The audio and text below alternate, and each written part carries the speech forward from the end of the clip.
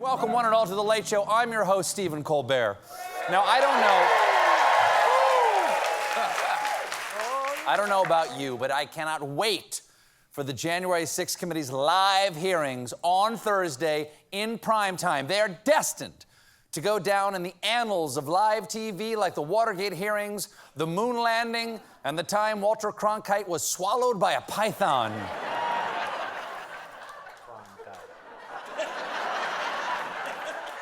It's going to be an historic evening, which is why The Late Show will be going live right there, baby, live after the hearings on Thursday night. Come on!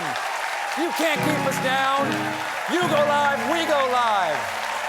Come on! I'm tired already.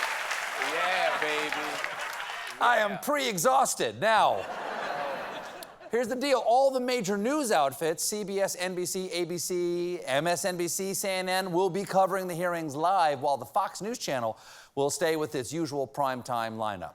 Well, that's actually good. No, it's actually good. We'll hear directly from the people who planned the coup.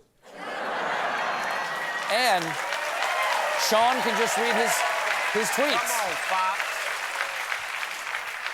We're learning more about what to expect from the hearings this Thursday, thanks to Maryland representative and patient in the dentist's waiting room realizing everyone forgot about him and went home. Jamie Raskin. Cliff. Come on, Cliff. Raskin claims that the hearings spell a lot of trouble for former President Fraudo Baggins. We all saw the former president fire up that mob and tell them to march on the Capitol to stop the counting. But Raskin says there is more to the story. The Select Committee has found evidence about a lot more than incitement here. Ooh, that is tantalizingly vague. It reminds me of the original title of Breaking Bad, about a lot more than chemistry.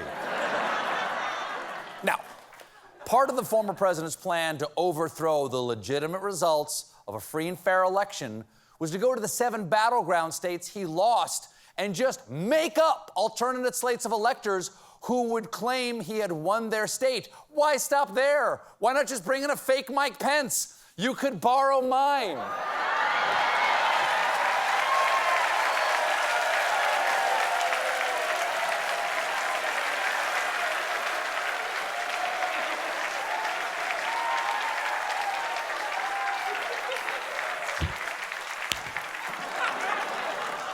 So lifelike.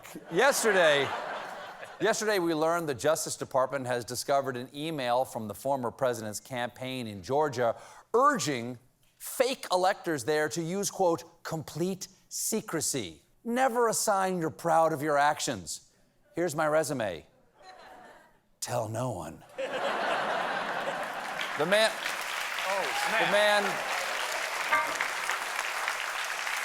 The man behind that email was the former president's Election Day head of operations in Georgia. What was his name again? Oh, yeah, Robert Sinners. Finally, a sign from God who the bad guys are.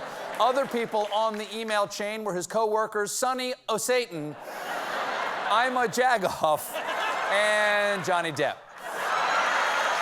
There you go. But you've been watching? I've been watching. You've been watching? Yes, got a lot happening. Some coup plotters are actually facing serious consequences because yesterday, 5 members of the Proud Boys were indicted for sedition in the Capitol attack,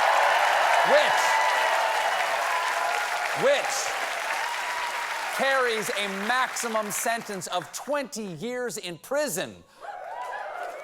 I gotta tell you, seeing those guys arrested makes this boy proud. Now,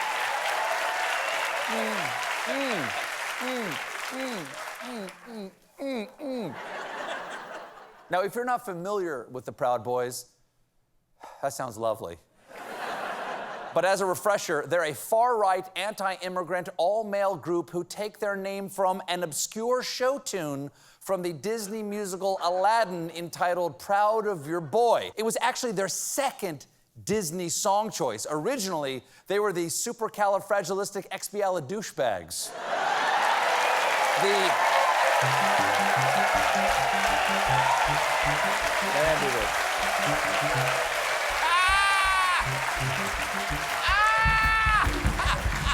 The Proud Boys. The Proud Boys have a lot of strange rules, like this one. No heterosexual brother of the fraternity shall masturbate more than one time in any calendar month. That's gonna make those 20 years in prison seem pretty long. But I do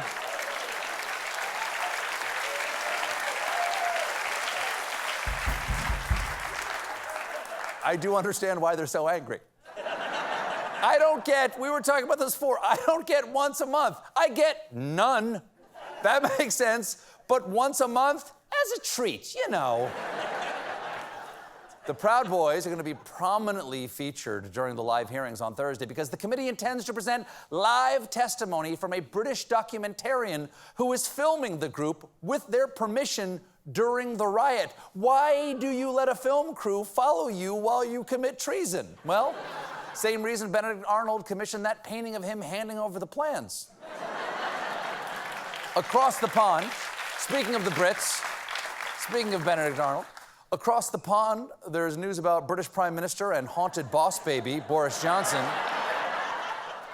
Bojo's been in trouble ever since it came out that during the pandemic, he threw multiple boozy parties in violation of his own COVID lockdown. It's the biggest prime minister scandal since World War II when the press discovered that sometimes Churchill wasn't drunk. Now, no one in the UK is happy with Johnson, especially not your average Joe six-pint. Right now, Boris's approval rating is down to 29%. Of course, that's 29% metric, so to convert that to imperial, we have to multiply by 9. 29% plus or minus divided by 5 plus or minus 32.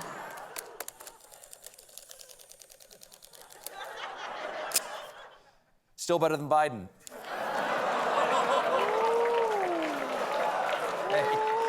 Hey, read a newspaper.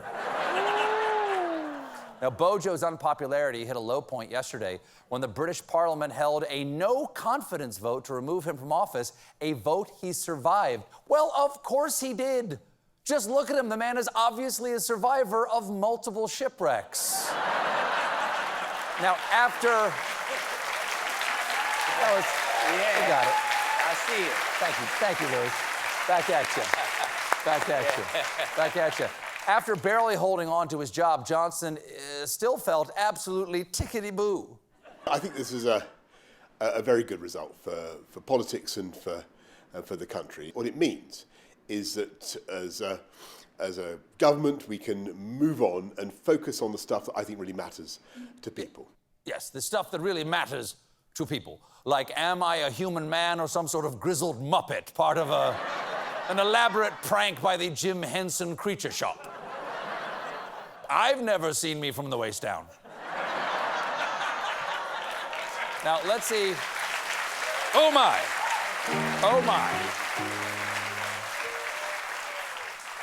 But we'll see how long that optimism lasts, because other prime ministers like Theresa May and Margaret Thatcher also won no-confidence votes, only to resign shortly thereafter. At best, right now, Johnson stands on the precipice of a divided Conservative Party. To which Johnson said, "Party? Where? Appletini's on me."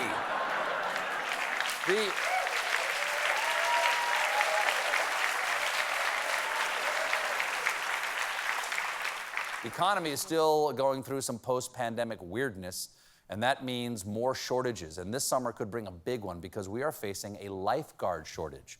And just to be safe, I've spent the last 2 years turning my body into a flotation device. The shortage is affecting a third of public pools nationwide, with some having to reduce hours or close altogether. Oh no! Now where will kids make classic summer memories, like getting pink eye and accidentally swallowing a Band-Aid?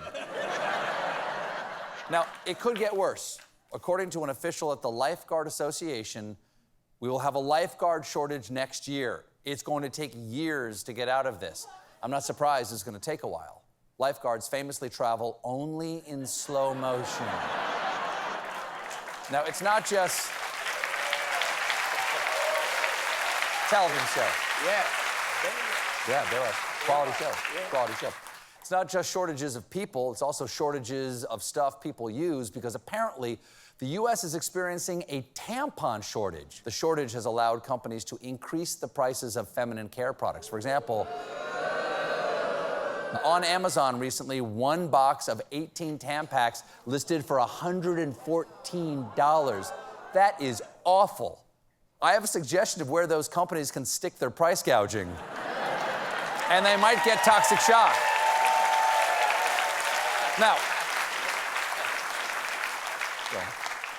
the supply chain isn't just ruining your jeans, it's also ruining your fun, because there's a helium shortage impacting prom and graduation parties. A helium shortage? I have only one thing to say to that. I'm sorry I'm ruining your prom, kids. But it was important for me to talk funny on TV. We've got a great show for you tonight. My guests are Robert De Niro and Rosie Perez, but when we come back...